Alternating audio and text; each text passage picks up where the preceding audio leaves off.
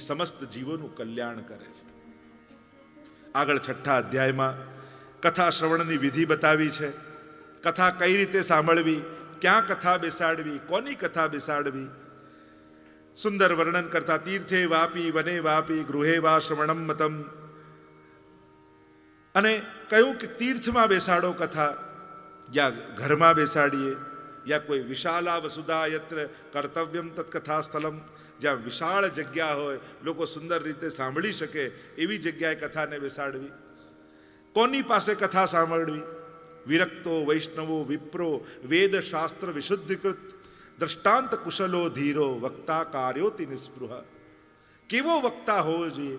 વિરક્ત હોય, બહુ લૌકિકમાં આસક્ત ન હોય, વૈષ્ણવ હોય, ઠાકોરજીને માનનારો હોય, વિપ્ર બ્રાહ્મણ હોય, વેદ શાસ્ત્ર વિશુદ્ધિકૃત શાસ્ત્રોનું અધ્યયન કરેલું હોય, દ્રષ્ટાંત કુશલો, જે અઘરી વાતને પણ સરળતાથી દ્રષ્ટાંત આપીને સમજાવી શકે એવા વક્તાના મુખે સાંભળો. આપ સૌથી પહેલા એમ કહ્યું કે બજેટ કેટલું બનાવવું તે પણ આપી દીધું. વિવાહે યાદૃશમ વિત્તમ તાદૃશમ પરિકલ્પય. જેટલું લગ્નમાં ખર્ચો એટલું કથામાં ખર્ચો. હવે સાદાઈથી લગ્ન કરવા કે ધામથી તમારે નક્કી કરવા. પણ આપણો પ્રભુ સાથે વિવાદ છે. જો પહેલા જ દિવસે કેવા વરઘોડો કાઢીને ઠાકોરજી પધાર્યા, 7 દિવસમાં એક ફેરા, અને 7મા દિવસે જીવનું પ્રયાણ. પ્રભુ એને પોતાના નિજધામમાં પધરાવીને લઈ જાય. શ્રી ગોકુળ સાસરિયે જાઓ રે, શ્રી ગોકુળ સાસરિયે જાઓ. જાઉં છે ને બધાએ ગોકુળ. વરનું આવ્યું આણું રે, મોહન વરનું આવ્યું આણું રે. લખ્યું શ્રી હસ્તતણું ભાવ્યું રે, શ્રી ગોકુલ સાસરિયે જાઓ રે, શ્રી ગોકુલ સાસરિયે જાઓ રે. જીવની ગતિ ક્યાં? 7 દિવસમાં પ્રભુને વરી અને પ્રભુના ધામમાં જવું છે, બ્રજધામમાં જવું છે, પ્રભુના થઈ જવું છે. કે જાવું છે લટકે ને મટકે રે, કે જાવું છે લટકે ને મટકે રે. મોહન વર જોઈ જોઈ મન અટકે રે, મોહન વર જોઈ જોઈ મન અટકે રે. પાયે ને પૂરી આઠમ કે રે, પાયે ને પૂરી આઠમ કે રે. શ્રી ગોકુલ સાસરિયે જાઓ રે, શ્રી ગોકુલ સાસરિયે જાઓ રે. તો પ્રભુ સાથેના અલૌકિક વિવાહ 7 દિવસમાં મહાત્માની કથાને વિરામ આપીએ. બોલો ગોવર્ધનનાથ કી જય. પ્રથમ સ્કંદ અધિકાર લીલા. 19 અધ્યાય. જેનો જેવો અધિકાર એને એવી પ્રાપ્તિ. જેટલી ઝોલી હશે એટલું માસે. વર્ષા તો વરસી જ રહ્યું છે, જેટલું પાત્ર હશે એટલું સમાશે. આ એનો અધિકાર છે. અધિકાર શબ્દ 2 રીતે પ્રયુક્ત કરીએ. એક હકના રૂપમાં મારો અધિકાર, બીજો પાત્રતાના રૂપમાં આનો અધિકાર નહીં હોય. પ્રભુ આનો અધિકાર સિદ્ધ કર્યો, પાત્રતાના રૂપમાં આપણે કહીએ છીએ. 19 અધ્યાયમાં ચર્ચા છે. પ્રભુનું જમણું ચરણારવિંદ આ પ્રથમ સ્કંદ છે. 3 પ્રકારના અધિકારીઓની ચર્ચા પ્રથમ સ્કંદમાં છે. ઉત્તમાધિકારી, મધ્યમાધિકારી ને હીનાધિકારી. 3 પ્રકારના અધિકારીઓ. ઉત્તમ અધિકારી સુખદેવજી ને પરીક્ષિત મહારાજ, શ્રેષ્ઠ વક્તા અને શ્રોતા. મહાપ્રભુજી બહુ વિસ્તારથી અધિકારને સમજાવ્યો છે. પ્રભુ એ જ હોય છે. જો ને દર્શનમાં પણ હવેલીમાં તમે જુઓ એ જ ઠાકોરજી હોય, પણ દર્શન કરવા આવનારના ભાવ પ્રમાણે દરેકને કેવા જુદા જુદા અનુભવ થાય. આ એનો અધિકાર. કથા પણ એવી જ છે. જેનો જેવો અધિકાર એવી પ્રાપ્તિ. એક વાર યાદ રાખો, પ્રાપ્તિ કરાવતા પહેલા ઠાકોરજી પાત્રતાને સિદ્ધ કરે છે. પણ એ પાત્રતાની પ્રક્રિયા, એમાંથી પસાર થવું જીવને ગમતું નથી. જેમ માટીને કચડી, એને ઘડો બનાવ્યો, ચાકડામાં મૂકી, પાછો ઘડો બન્યો ને અગ્નિમાં પકવ્યો, પાછો બજારમાં વેચ્યો, બજારમાં પણ જે આવે માથે ટકોરા મારતા જાય. એટલે માટીને એમ થાય મેં એવા કયા પાપ કર્યા છે, આ બધું ભોગવવું પડે છે. પણ એટલામાં બીજા દિવસે એક ધોતી બંડી પહેરી વૈષ્ણવ આવ્યો, પૈસા આપીને ખરીદીને લઈ ગયો ઘરે. કૂવામાંથી જલ કાઢી મથનીમાં જલ ભર્યું અને સવારે જ્યારે મંગળાનો સમય થયો ત્યારે મથનીમાંથી ઠાકોરજીની જારી ભરી. ત્યારે માટીને સમજાયો કે જો આટલી પ્રક્રિયામાંથી પસાર ન થઈ હોત તો પ્રભુની જારી ભરવાનું પુણ્ય ન મળ્યું. પણ એ પ્રક્રિયા સમયમાં સમજમાં ના આવે, ફલ સમયમાં, પરિણામ સમયમાં સમજાય કે આ પ્રભુની કઠોરતા નહોતી, આ ઠાકોરજીની કૃપા હતી. પ્રક્રિયા સમયે પ્રભુની કઠોરતા લાગે, મારી સાથે જ આવું કેમ? કારણ કે પ્રભુને તારા હાથે જ કરાવવું છે, એટલા માટે. એટલે જ તને પસંદ કર્યો છે. પ્રભુ પાત્રતા સિદ્ધ કરાવીને પ્રાપ્તિ કરાવે છે. અધિકાર લીલા છે. પ્રથમ અધિકારી, ઉત્તમાધિકારી સુખદેવજી, આ 3 જણાની વચ્ચેનો સંવાદ છે ભાગવતજીમાં, ડાયલોગ છે આખા ભાગવતજીમાં. સુખદેવજી, પરીક્ષિત મહારાજ, નારદજી, વ્યાસજી, સુતજી અને સૌનકજી, આ 3 વચ્ચેનો સંવાદ. એ 3 વચ્ચેના સંવાદને 3 અધિકારમાં આપ્યા. આમાં શ્રેષ્ઠ અધિકાર સુખદેવજી અને પરીક્ષિત મહારાજનો છે. કેમ? સંપૂર્ણ વૈરાગ્ય છે. બીજું, બંનેને જન્મ પહેલા જ ભગવત દર્શન થઈ ચૂક્યા છે. ત્રીજું, કથાનો જ સંપૂર્ણ આશ્રય આ બંને કરેલો છે. જેમ સુખદેવજીને પણ દર્શન થયા છે પ્રભુના, અને પરીક્ષિત મહારાજને ગર્ભમાં જ ભગવાનના દર્શન થઈ ગયા. અવતાર છે બંને, પણ હજી સંસારની ચિંતા બંનેને છે. સંપૂર્ણ વૈરાગ્ય નથી, એટલા માટે મધ્યમાધિકારી. અને સુતજી અને સૌનકજી, એમની વ્યાવૃત્તિ છે ભાગવતજી. અને સૌનકાદિ ઋષિઓને યજ્ઞમાં આસક્તિ છે, સંપૂર્ણ કથામાં આસક્તિ નથી. એટલે કનિષ્ઠાધિક, કનિષ્ઠ એટલે ખરાબ નહીં, ઉત્તમ મધ્યમથી ઉતરતા. કનિષ્ઠ અધિકાર કહું એટલે એમને ખરાબ ન માનતા, પણ મધ્યમથી ઓછા. તો આ 3 પ્રકારના સંવાદ છે વક્તા શ્રોતાઓના. 19 અધ્યાયમાં એની ચર્ચા કરી છે. પ્રથમ સ્કંદમાં પ્રવેશ કરતા જ વ્યાસજી મંગલાચરણ કરે છે. અને આ એક શ્લોકને પૌરાણિક ગાયત્રી કહેવામાં આવે છે. અનેક ટીકાઓ આ શ્લોક ઉપર ઉપલબ્ધ છે. જેમ વેદનું બીજ ગાયત્રી મંત્ર છે, તો એ વેદના વૃક્ષ ઉપર લાગેલું ફળ એ ભાગવતજી છે. અને બીજ પાછું ફળમાં આવતું હોય છે. અને એટલા માટે ભાગવત રૂપી ફળના બીજ રૂપે આ પૌરાણિક ગાયત્રી. જન્માદ્યસ્ય યતોન્વયાદિતરત ચાર્થે સ્વભિજ્ઞ સ્વરા તેને બ્રહ્મરુદાય આદિ કવયે મુહ્યન્તિ સૂરય તેજો વારી મૃદામ યથા વિનિમયો યત્ર ત્રિસર્ગો મૃષા ધામ્ના સ્વેન સદા નિરસ્ત કુહકમ સત્યમ પરમ ધીમહિ. सब बोले सत्यम परम धीमहि. सत्यम परम धीमहि. सत्यम परम धीमहि. અમે પરમ સત્યનું ધ્યાન કરીએ છીએ. જે ગાયત્રી મંત્રમાં વાત છે એ જ વાત આ શ્લોકમાં કરી, એટલે એને પૌરાણિક ગાયત્રી કહેવાય. સમગ્ર ગાયત્રી મંત્ર ભાગવતજી આમાં સમાયેલું છે. જેમ ગાયત્રી મંત્રમાં તત્ સવિતુઃ વરેણ્યમ ભર્ગો દેવસ્ય ધીમહિ ધિયો યો નઃ પ્રચોદયાત ત્રિપદા ષટકુક્ષી. એમ ગાયત્રી મંત્ર તત્ સવિતુઃ સૂતે પ્રસૂતે ઇતિ સવિતા, એ સવિતા જેનાથી જન્મ થાય છે. સવિતા શબ્દ આવ્યો એટલે લોકોએ દેવીની ભાવના કરી, કલ્પના કરી. પણ મહાપ્રભુજી તો સમજાવે છે કે આ ગાયત્રી મંત્ર તો પરબ્રહ્મનો મંત્ર છે. કારણ કે એ આદિ સવિતા તો ભગવાન પોતે જ છે. એનાથી જ બધું પ્રગટ્યું છે. એટલે ગાયત્રી મંત્રમાં જે સવિતા શબ્દ છે એ જ વાત અહીંયા કરતા કહ્યું, જન્માદ્યસ્ય યતોન્વયાદિતરત, જન્માદ્યસ્ય, જન્મ આદિ યસ્ય યતઃ બ્રહ્મસૂત્ર છે, અથા તો બ્રહ્મ જિજ્ઞાસા, અને જન્માદ્યસ્ય યતઃ એ બ્રહ્મસૂત્ર કહેવાયું છે.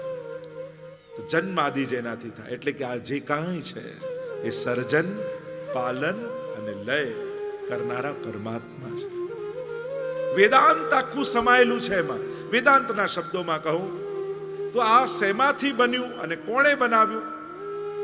શેમાંથી બન્યું એ ઉપાદાન કારણ કહેવાય, અને કોણે બનાવ્યું એ નિમિત્ત કારણ કહેવાય. જેમ માટીનો ઘડો હોય તો માટી ઉપાદાન કારણ અને કુંભાર નિમિત્ત કારણ. તો કે આ જગતનું નિમિત્તોપાદાન કારણ કોણ? તો કહ્યું ભગવાને સર્જ્યું છે. શેમાંથી બનાવ્યું? આત્મકૃતે પરિણામા, પોતાનામાંથી. મહાપ્રભુજીનો મત શુદ્ધાદ્વૈત બ્રહ્મવાદ છે. શુદ્ધ અદ્વૈત બ્રહ્મવાદ એટલે કે માયાથી લિપ્ત અને માયાથી આધીન બ્રહ્મ નથી. માયા તો એની દાસી છે. પ્રભુની આજ્ઞાથી માયા કામ કરે છે. અને એટલા માટે મહાપ્રભુજી જગતને પણ સત્ય માને છે. બ્રહ્મ સત્ય, જગત સત્યમ. માયાવાદમાં જગત મિથ્યા કહેવાય છે. આપણે ત્યાં મહાપ્રભુજી સંસાર અને જગત આ બંનેને જુદા ગણે છે. અહમતા મમતાથી પ્રગટેલો સંસાર મિથ્યા છે, પણ બ્રહ્મે પ્રગટાવેલું બ્રહ્માંડ એ તો સત્ય છે. તો કહ્યું કે સત્ય તો એને કહેવાય જે ત્રિકાલાબાધિત હોય. પહેલા જે હતું, આજે છે ને પછી રહેવાનું, એને જ સત્ય કહી શકાય. તો જગત તો પહેલા નહોતું, આજે દેખાય છે, પછી નહીં રહે, તો એને સત્ય કેમ બનાય? તો મહાપ્રભુજી સર્જન અને વિસર્જન નથી કહેતા. મહાપ્રભુજી આવિર્ભાવ અને તિરોભાવ સમજાવે છે કે જગત નહોતું એમ ન કહેવાય. જગત રૂપે બ્રહ્મ જ પરિણમિત થયા, આવિર્ભૂત થયા. અને જગત નહીં રહે એમ ન કહેવાય. એ જગત પાછું બ્રહ્મમાં લય થઈ જશે. એટલે તિરોધાન એનું થઈ જશે. ઓમ પૂર્ણમદઃ પૂર્ણમિદં પૂર્ણાત પૂર્ણમુદચ્યતે પૂર્ણસ્ય પૂર્ણમાદાય પૂર્ણમેવાવશિષ્યતે. ઈશો ઉપનિષદનું આ મંગલાચરણ છે. પૂર્ણ બ્રહ્મ, એમાંથી પૂર્ણ જગત પ્રગટ થયું. તો બ્રહ્મમાં કોઈ કમી નથી આવતી. અને પૂર્ણ જગત જ્યારે પૂર્ણ બ્રહ્મમાં ભળી જાય તો એમાં કંઈ વધી જતું નથી. જેમ કાચબાને તમે જોયો છો, વેદાંતમાં એનું ઉપમા આપવામાં આવે. કાર્ય કરવું હોય ત્યારે ઇન્દ્રિયોને બહાર કાઢે અને શાંત રહેવું હોય પાછું સમેટી લે. એમાં બ્રહ્મ પણ જ્યારે લીલા કરવી હોય ત્યારે બધાનું પોતાનામાંથી આવિર્ભૂત કરે, આવિર્ભાવ કરે અને પોતાનામાં જ લય કરી લે છે. એટલે કાંઈ સર્જન અને નાશ નથી, અહીંયા તો આવિર્ભાવ અને તિરોભાવ છે. જેમ સોનાની વીંટી ન ગમે એટલે તમે સોનીને ત્યાં જાઓ ને કહો કે આના કાનના કુંડળ બનાવી આપો. આકાર બદલાય પણ છે તો સોનું છે. રૂપ નામ વિભેદેન જગત ક્રીડતી યો યતઃ. રૂપ નામના ભેદથી ઓળખાણ બદલાય. તમે પછી એને કુંડળ કહેવા લાગો, વીંટી ભૂલી જાઓ, પણ અંદર સોનાને તમે નથી જોતા. એમ આ જે કાંઈ દેખાય છે એ બધું બ્રહ્મ રૂપે જ વ્યાપેલું છે. બ્રહ્મ જ લીલા કરી રહ્યું છે. એટલે ઘણીવાર લોકોને એમ થાય કે બધું ભગવાન કરાવે તો અમે પાપ કરીએ, ભગવાને કરાય ન કહેવાય. પણ એક વિવેક સમજો, બ્રહ્મના પણ અનેક રૂપ છે.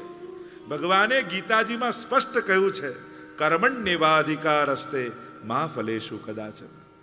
કર્મમાં તું સ્વતંત્ર છું, ફળમાં નહીં. ભગવાન કરાવે બધું, એનો અર્થ શું થાય? કારમાં એન્જિનની જેમ ભગવાન છે કે એન્જિનને કારણે કાર ચાલે, પણ સ્ટેરિંગ તો આપણા જ હાથમાં ભગવાન આપે છે. કર્મ કરવામાં તું જોવાની શક્તિ ભગવાન, પણ શું જોવું એ આપણે નક્કી કરવાનું.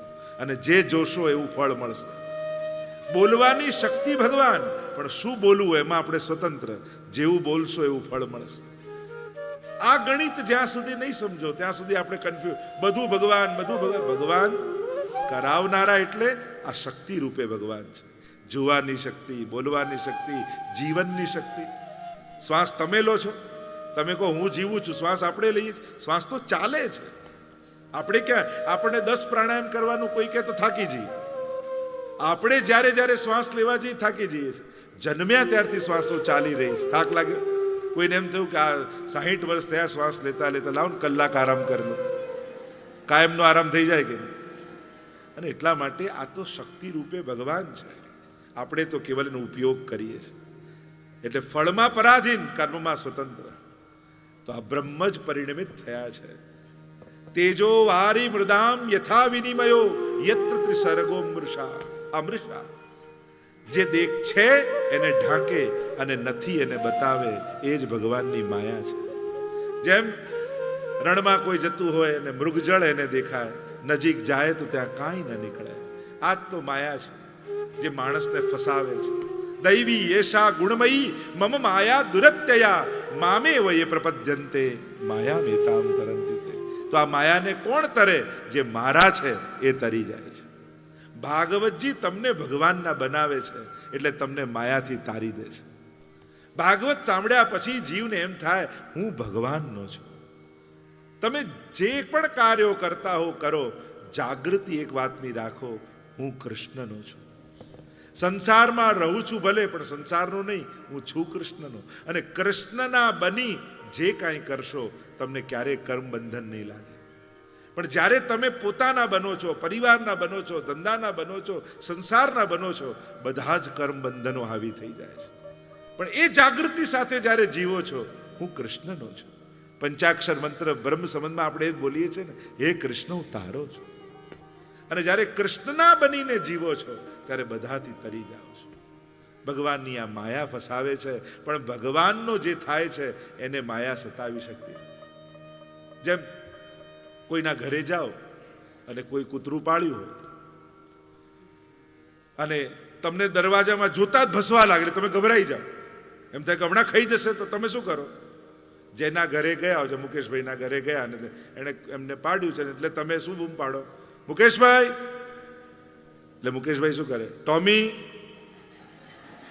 એક અવાજ લગાવે એટલે કૂતરું દોડતું દોડતું દોડતું એમના પગ પાસે જઈને બેસી જાય અને તમે દરવાજો ખોલીને ઘરમાં ઘૂસી જાઓ. એમ જ જ્યારે ભગવત ધામમાં પ્રવેશ કરવા જઈએ ત્યારે માયા નામનું કૂતરું આપણને કરડવા આવે, આપણે એક જ કામ કરવાનું, હે કૃષ્ણ. અને ભગવાન કે માયા, એટલે દોડતી દોડતી પ્રભુ પાસે જાય અને આપણને પ્રવેશ મળી જાય. મામે વયે પ્રપદ્યંતે માયા મેતામ તરંતિ તે. જે મારો થાય તરે છે. તેજો વારી મૃદામ યથા વિનિમયો. આ તો માયા છે. છેલ્લે કહ્યું સત્યમ પરમ ધીમહી. અમે પરમ સત્ય કોણ છે? તો જ્યારે ગર્ભમાં ભગવાન આવ્યા દેવકીજીના, ત્યારે સ્તુતિ કરતા કહ્યું સત્યવ્રતમ સત્ય પરમ ત્રિસત્યમ સત્ય સયોની નિહિતમ ચ સત્ય. પરમ સત્ય રૂપ પરમાત્મા છે. એ શાશ્વત સત્ય છે, ઇટરનલ સત્ય છે. કેટલાક સત્યો આ સમયના હોય, કેટલાક સત્યો અમુક સંજોગોના હોય, પણ પ્રભુ તો શાશ્વત સત્ય છે. એનું અમે ધ્યાન કરીએ છીએ. આગળ કહ્યું ધર્મ પ્રવજિત કહે તવો અત્ર પરમો. અહીંયા કપટ રહિત ધર્મનું વર્ણન છે ભાગવતજીમાં. તો કે ધર્મમાં કપટ શું? તો કે સકામ ભક્તિ એ જ કાપટ્ય છે. ભગવાન પાસે ભગવાન માટે ન જવું એ જ કાપટ્ય છે. કોઈ કન્યા હોય અને એનો પ્રેમી એને પૂછે કે તું મને પ્રેમ કેમ કરે છે? એ કે તારી પાસે પૈસા બહુ છે ને એટલા માટે, મને મળી જાય. તો તમને કેવું થાય? એમ જીવ જ્યારે ભગવત દર્શન કરવા મંદિરે જાય ત્યારે ઠાકોરજીને એમ થાય કે આ મને બહુ પ્રેમ કરતો લાગે છે, હમણાં જો મારી પાસે દોડતો દોડતો આવશે. અને નજીક આવે અને ભગવાન મનમાં પૂછે કે તું મારી પાસે શા માટે આવ્યો? ત્યારે જીવ કે આ તો છોકરાના લગ્ન નથી થતા ને એટલા માટે પૂનમ ભરું છું. આ તો જોબ બરાબર મળતી નથી ને એટલે પૂનમ ભરું છું. આ તો ધંધો નથી ચાલતો એટલે પૂનમ ભરું છું. ત્યારે પ્રભુને કેવું થતું હશે? પણ જ્યારે જીવ આવીને એમ કહે ને કે પ્રભુ આપને પ્રેમ કરું છું ને એટલે આપની પાસે આવું છું, તો પ્રભુ પણ ગદગદિત થઈ એને પોતાના ગળે લગાડી લે છે. પ્રભુ પાસે જવાનું કોઈ સાંસારિક કારણ ન બનાવતા. પ્રભુ પાસે જવાનું કેવલ અલૌકિક કારણ જ હોવું જોઈએ. જો એક છે જોવું, બીજું છે મળવું અને ત્રીજું છે મેળવવું. તમે પ્રભુને જોવા જાઓ છો, મળવા જાઓ છો કે મેળવવા જાઓ છો? ઘરે જઈને વિચારજો. જોવું એટલે શું, મળવું એટલું શું, મેળવવું એટલે શું? આ ભાગવતમાં અનેક લોકોની કથા આવશે. ઘણાએ કેવલ ભગવાનને જોયા, ઘણા ભગવાનને મળ્યા અને ઘણાએ ભગવાનને મેળવ્યા. ગોપી પ્રેમ કી ધ્વજા જિન ગોપાલ કિયો વશ ઉર્ધરી શ્યામ ભુજા. એને તો મેળવી લીધા.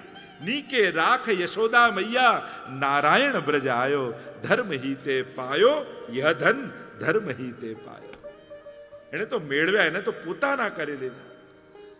અરે પુષ્ટિ માર્ગ પ્રભુને મેળવવાની વાત કરે છે.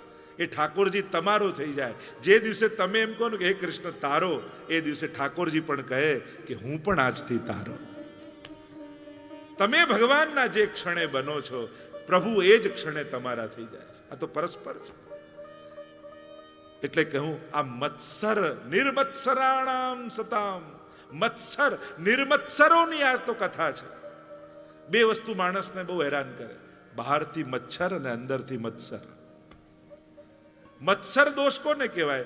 બીજાનું સુખ જોઈને બળવું, આ મત્સર દોષ કહેવાય. અને બહુ સહજ છે. અને હું તો એટલું કહીશ, જો આપણને ભગવાન ગમે તેટલું આપે, પણ એટલું સાહસ આપણી અંદર ખરું કે ઠાકોરજી આગળ ઊભા રહીને એટલું કહીએ, પ્રભુ અમને ઘણું આપ્યું, હવે બીજાને આપજો. આટલી બોલવાની તાકાત ખરી આપણી? અને જે દિવસે આ તાકાત આવી જશે ને, એ દિવસે ખરેખર ઠાકોરજી ખુલ્લા હૃદયથી તમને આપશે. કોઈનું સુખ જોઈને આશીર્વાદ આપજો. લોકો સુખ જોઈ, ખબર છે કઈ રીતે કમાયા છે, તો તું કમાય ને, તને ખબર છે. કોણ ના પાડે છે?